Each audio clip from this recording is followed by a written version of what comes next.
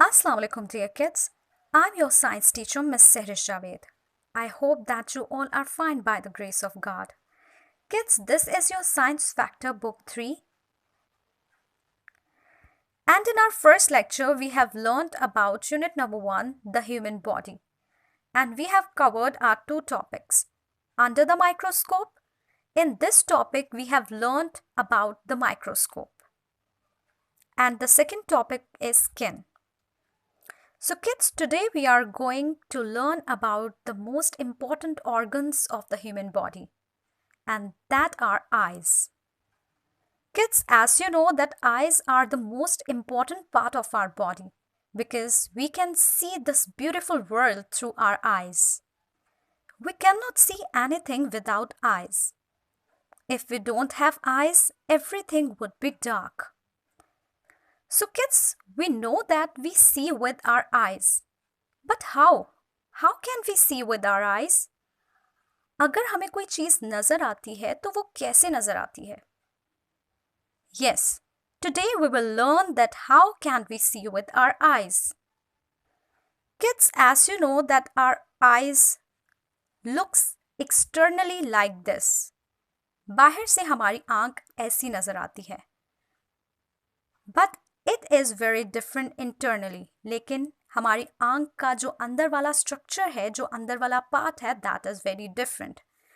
This is the internal structure of the human eye. ये हमारी आंख का internal structure है. हमारी आंख अंदर से ऐसी नजर आती है. So today we will learn how our eyes work. कि हमारी आंखें कैसे काम करती हैं. कोई भी चीज हमें कैसे नजर आती है. So kids, as you know that we can see only when there is light. हम सिर्फ तभी देख सकते हैं जब लाइट हो. अंधेरे में हम किसी भी चीज को नहीं देख सकते. What is the reason कि हमें चीजें सिर्फ और सिर्फ रोशनी में नजर आती हैं, अंधेरे में नहीं नजर आती?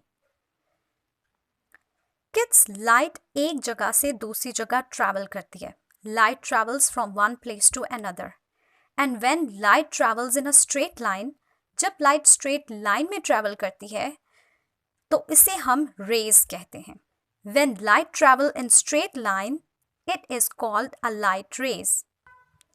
Kids, when there is a light, जब भी रोशनी हो, we know कि लाइट हर चीज के ऊपर फॉल करती है, पड़ती है.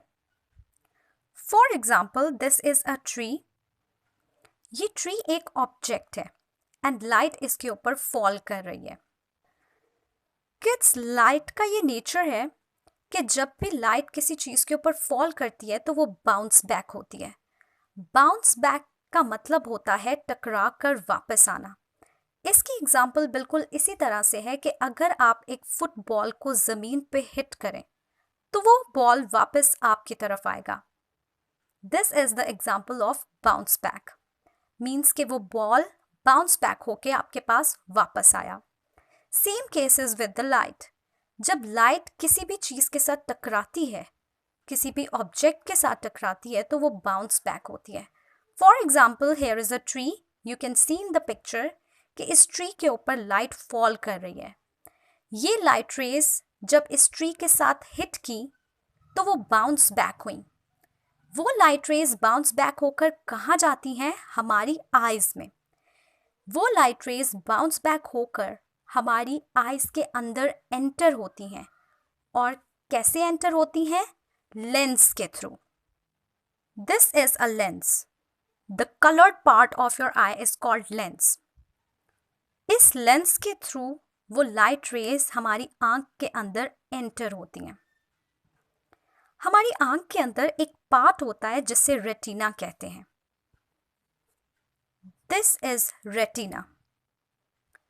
जब लाइट रेज रेटिना के अंदर एंटर होती हैं तो वो रेटिना के अंदर एक इमेज बना देती हैं. एंड वो इमेज उसी ऑब्जेक्ट का बनता है जहां से लाइट बाउंस बैक होती है. लेकिन रेटिना के अंदर जो इमेज बनता है वो अपसाइड डाउन इमेज होता है, यानी उल्टा इमेज बनता है. As you can see in the picture that the tree is upside down. जो ट्री है वो उल्टा है. सो किड्स, आपके माइंड में क्वेश्चन होगा कि हमें तो हर चीज़ स्ट्रेट नज़र आती है, सीधी नज़र आती है, तो हमारे रेटिना के अंदर इमेज अपसाइड डाउन क्यों बनता है? एंड अगर हमारे रेटिना के अंदर इमेज अपसाइड डाउन बनता है तो हमें कोई भी चीज़ सीधी नज़र क्यों आती है? द आंसर इज कि जो इमेज हमारे रेटिना में बनता है वो अपसाइड डाउन होता है। हमारी आंखों में जो नर्व्स होती हैं इन्हें हम ऑप्टिक नर्व्स कहते हैं। ये नर्व्स इस इमेज को हमारे ब्रेन तक पहुंचाती हैं, यानी जो भी हमारी आंख देखती है वो मैसेज हमारे ब्रेन तक ऑप्टिक नर्व्स पहुंचाती हैं एंड हमारा ब्रेन उस इमेज को बिल्कुल राइट करके दिखाता है। So kids, this is how you can see anything and whatever you see, your brain turns the image the right way round. So kids, as you know, our eyes are very sensitive. हमारी आंखें बहुत नाजुक होती हैं. So they are protected by the eyelids and eyelashes. Eyes का वो part जो हम close and open करते हैं that is called eyelids. And eyelashes पलकों को कहते हैं. Your eyelids close quickly if your brain senses danger to your eyes. And eyelashes trap dust and other tiny particles. And kids, do you know that our eyes do not grow at all? Our eyes remain the same size now and as they were when you were born. So kids, I hope that you have understood that how we can see the world. So kids, our next topic is ears. Now we will learn that how can we hear something. But first of all, we will talk about the structure of the human ear. As you know that ears are the parts of your body that take in sounds and enable you to hear the world around you. Ears हमारी body का ऐसा part है जिनकी मदद से हम सुन सकते हैं. Kids, do you know that the 3 smallest bones in the human body are in the ear? हमारी बॉडी की जो सबसे छोटी बोन्स हैं वो हमारे कानों में हैं. And the 3 bones are the hammer, the anvil, and the stirrup.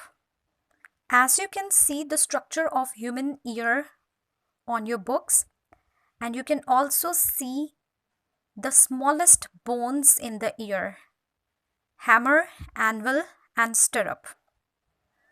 So kids, let's talk about how can we hear something. हमें कोई भी चीज़ कैसे सुनाई देती है. Kids, basically the human ear has 3 main sections.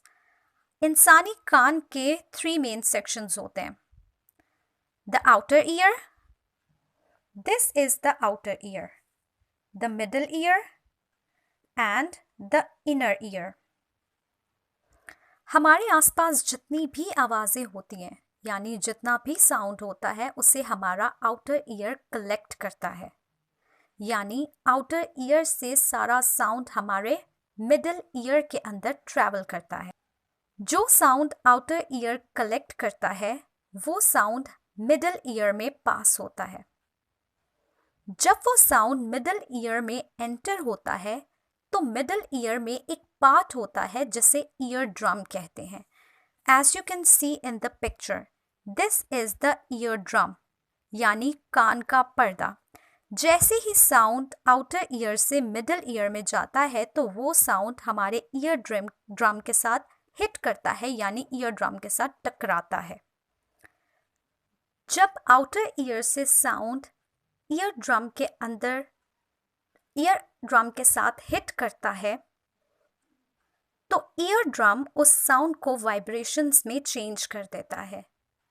ये वाइब्रेशंस इनर ईयर के अंदर एंटर करती हैं एंड वहाँ से वो ब्रेन तक पहुँचती हैं एंड फिर ब्रेन सेंस करके बताता है कि ये किस चीज़ की आवाज़ है.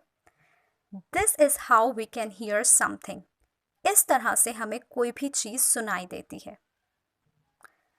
And kids, do you know that our ears continue to hear sounds even when we are asleep? जब हम सो रहे होते हैं हमारे कान तब भी काम कर रहे होते हैं. This is so that your body can react if it senses danger. So kids, I hope that you have understand the both topics very well. Kids, this is your copy work. You have to write these two questions in your NEET Science copies. First of all, you have to write date and day. Then you have to draw a margin line in your NEET Science copies. Then you have to write unit number 1, the human body. Answer these questions. Question number 3, what do the eyelids and eyelashes do? The eyelids and eyelashes protect our eyes. And question number 4, what are the different sections of the human ear? The different sections of the human ear are the outer ear, the middle ear, the inner ear. So kids, this is your second lecture's homework. I hope that you have understood it very well. That's all for today. Take care and Allah Hafiz.